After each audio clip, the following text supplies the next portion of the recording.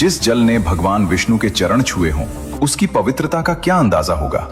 गंगा देवी का स्वरूप श्वेत वस्त्र, माथे पर जल का मुकुट, हाथ में कमंडल और वाहन है मकर यानी एक विशाल जलीय प्राणी।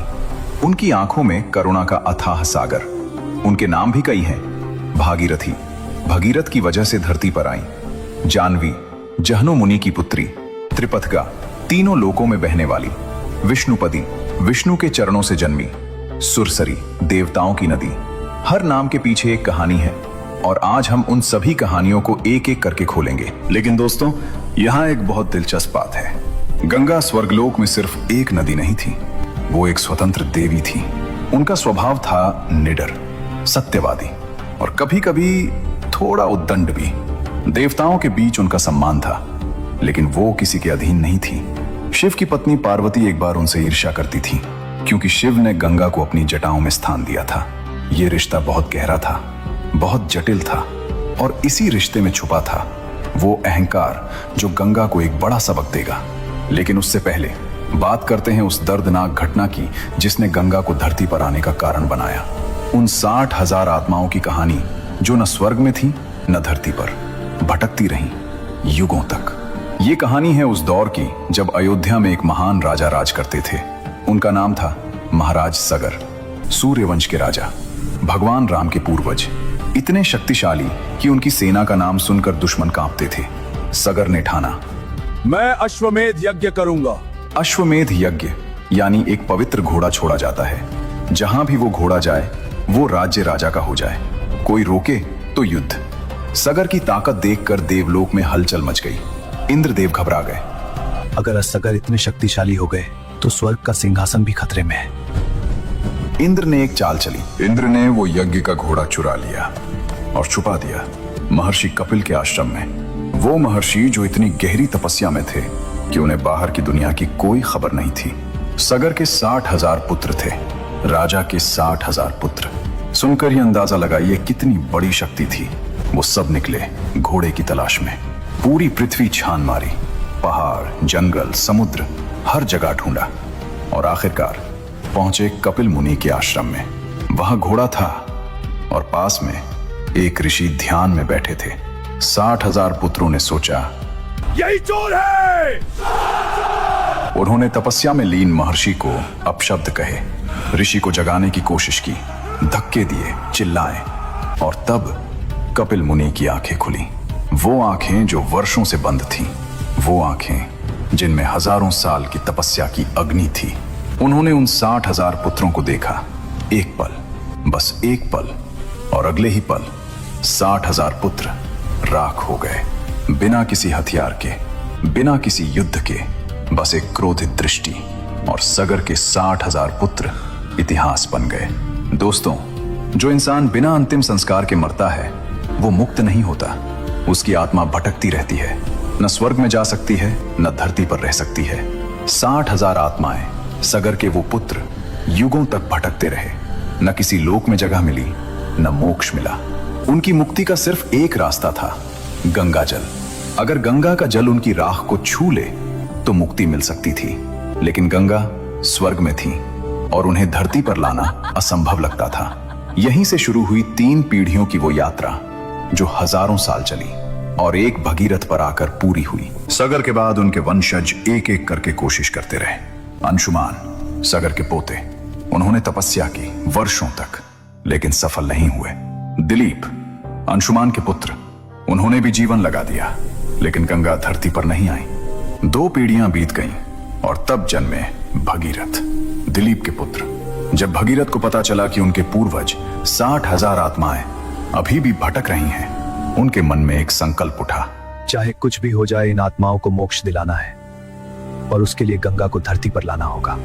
भगीरथ ने राजपाट छोड़ दिया, महल छोड़ा, सुख छोड़ा, परिवार छोड़ा और चले गए हिमालय की ओर। वहां शुरू की ब्रह्मा जी की तपस्या। वर्षों तक एक पैर पर खड़े रहे, ठंड में भी, गर्मी में भी, तूफान में भी। भोजन नहीं, आराम नहीं, बस एक ही धुन, गंगा को धरती पर लाना है। और आखिरकार ब्रह्मा जी प्रकट हुए।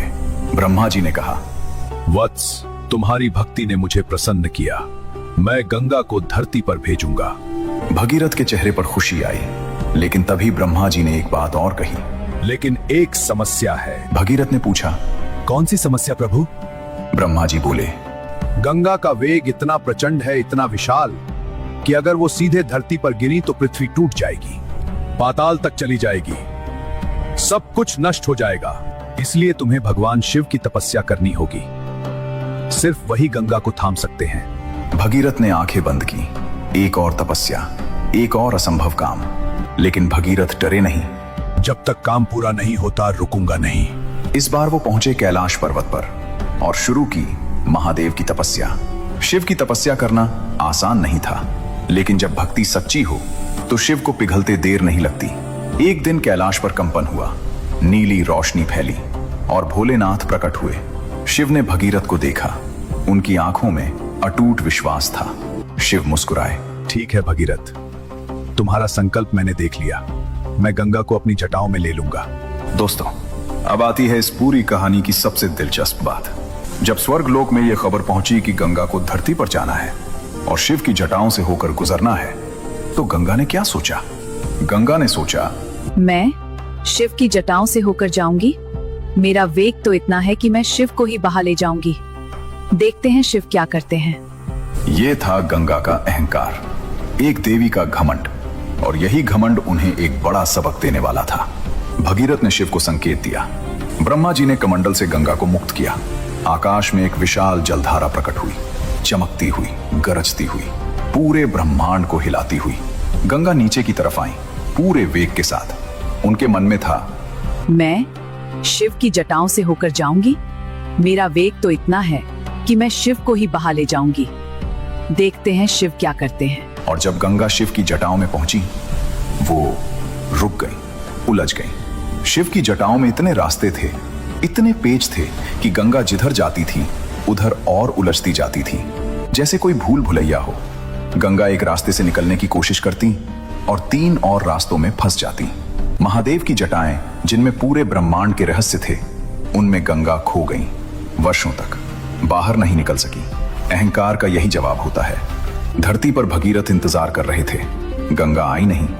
वो समझ गए कुछ हो गया है। वो फिर झुक गए शिव के सामने।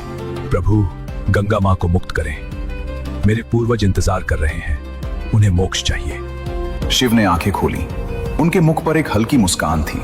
उन्होंने अपनी जटाएं ढीली की, धीरे धीरे, और गंगा निकली। इस बार अहंकार के बिना, इस बार विनम्रता के साथ। शिव की जटाओं ने उन्हें 7 धाराओं में विभाजित किया। 3 स्वर्ग की तरफ, 3 पाताल की तरफ, और एक सीधे भगीरथ के पीछे। धरती पर गंगा का आगमन हो चुका था। भगीरथ आगे चले, रथ पर सवार, राजसी वेश में, और पीछे पीछे बह रही थी गंगा। पहाड़ों से होती हुई, घाटियों से गुजरती हुई, जंगलों को पार करती हुई। जहां जहां गंगा गई वहां जीवन आ गया। सूखी धरती हरी हो गई, पशु पक्षी खुश हो गए, लोग दौड़कर गंगा का जल लेने आए। ये था गंगावतरण, वो पल जो इतिहास बन गया। लेकिन दोस्तों, रास्ते में एक और रुकावट आई, और इस रुकावट ने गंगा को एक नया नाम दिया। महर्षि जाहनु, एक महान तपस्वी, अपने आश्रम में यज्ञ कर रहे थे। गंगा का प्रवाह उनके यज्ञ मंडप की तरफ आने लगा।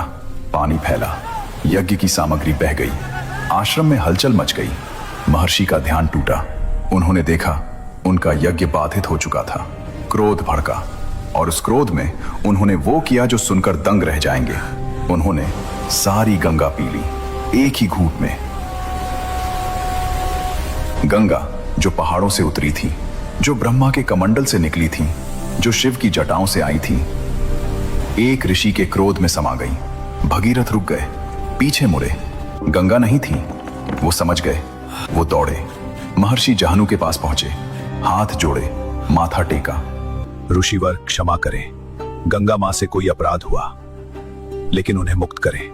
लाखों आत्माएं उनका इंतजार कर रही हैं। महर्षि जाहनु ने भगीरथ को देखा।